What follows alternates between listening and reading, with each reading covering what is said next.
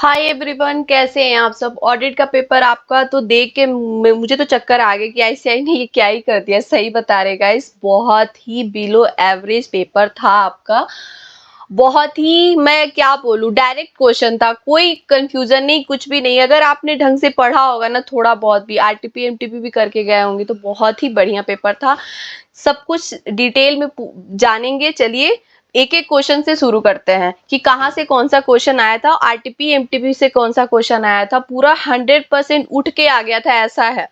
मतलब अभी मैंने पिछले बार में एक वीडियो बनाया था कि ये लोग आरटीपी एमटीपी में क्वेश्चन नहीं देते हैं, लेकिन ये ऑडिट का पेपर तो एकदम सीधा सीधा आ गया। तो इसका मतलब यही है कि आईसीआई एक क्वेश्चन, एक पेपर अगर डिफिकल्ट लेता है तो एक थोड़ा इजी कर देता है कि थोड़ा सा एवरेज में बच्चा पास हो जाए। तो थैंक यू, इसने ऐसा किया। बट हाँ, ये भी मैं बोलूंगी कि ऐसे मैंने एक्सपेक्ट नहीं किया था कि ऐसे भी कर सकता है। बाप रे, लोग ऑडिट में कितना मेहनत करके जाते हैं, कितना पढ़ के जाते हैं, अलग अलग तरीके से क्वेश्चन सॉल्व करके जाते हैं कि कहीं से भी कुछ भी पूछ सकता है। बट ऐसा मतलब हमेशा नहीं होता है गाइस। आप लोग बहुत लकी हैं, जो आप लोग एग्जाम दिए होंगे, आप लोग बहुत ही लकी हैं। तो सबसे पेपर रिव्यू देखते हैं। क्वेश्चन नंबर 1 आपका चैप्टर 2 से आया था, ऑडिट प्रोग्राम का। फिर बी क्वेश्चन जो है AS2 का वैल्यूएशन का क्वेश्चन था, और सी का IFC का पॉइंट लिखने को आया था, और डी वाला था SA 230 का क्वेश्चन। ठीक है। फिर क्वेश्चन 2 का जो चैप्टर 3 इंटरनल कंट्रोल का था, SA 50 था बी का।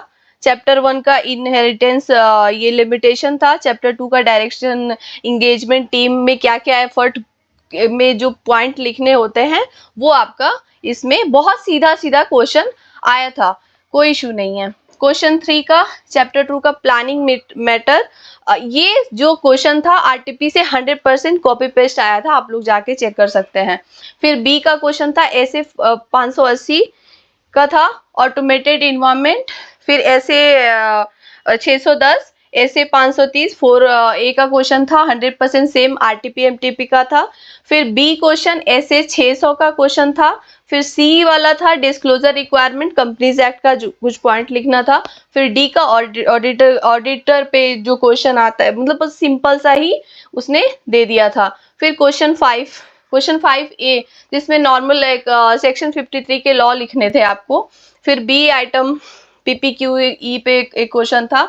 सी का ऐसे 200 आरटीपी एमटीपी का, ऐसे 200 का, इसमें भी आरटीपी एमटीपी का क्वेश्चन आपको मिल जाएगा, जाके देखेंगे तो। कारो निधि कंपनी का एक डायरेक्ट क्वेश्चन आया था। फिर उसके बाद क्वेश्चन नंबर 6 ऐसे 220 का आरटीपी एमटीपी में ये वाला भी क्वेश्चन है आपका। और जो हमारा ऑप्शन में एनजीओ का क्वेश्चन आया था, बैंकिंग का था ऐसे 230, ऐसे 450 lease. Oh my God guys, बहुत ही अच्छा पेपर आपका था। ये पेपर रॉक, मतलब आपका रॉक गया होगा। सही बता रहे, बिलो एवरेज पेपर था। बहुत ही अच्छा पेपर लिखा है आपने। ग्रुप 2 का बहुत अच्छा पेपर आया है।